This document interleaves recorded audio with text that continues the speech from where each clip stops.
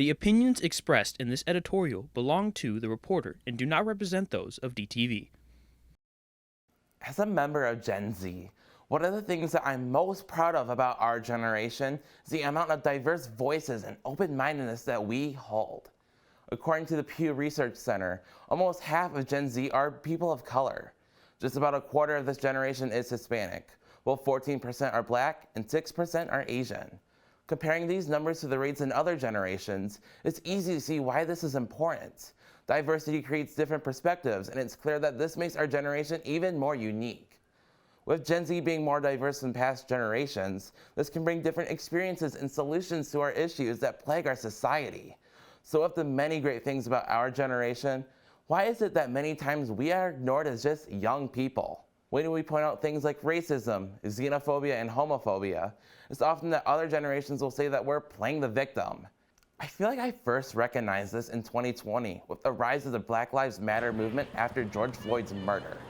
Not only did our generation flock to protests, but so did many other people of all age groups, all to fight the oppression that many other citizens still face in our country for just the color of their skin. Unfortunately, some media played a role in making millions of people believe the entire movement was violent.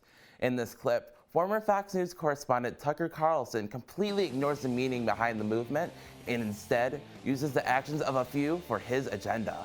We have watched as mobs of violent cretins have burned our cities, defaced our monuments, beaten old women in the street, shot police officers, and stolen everything in sight, stealing everything.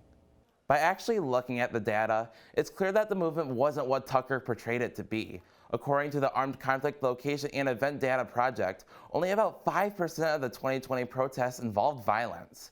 These types of protests were mostly BLM and COVID-19 related demonstrations, both conflicts that plagued 2020. Despite the facts, betrayals like this still have an effect on many Americans.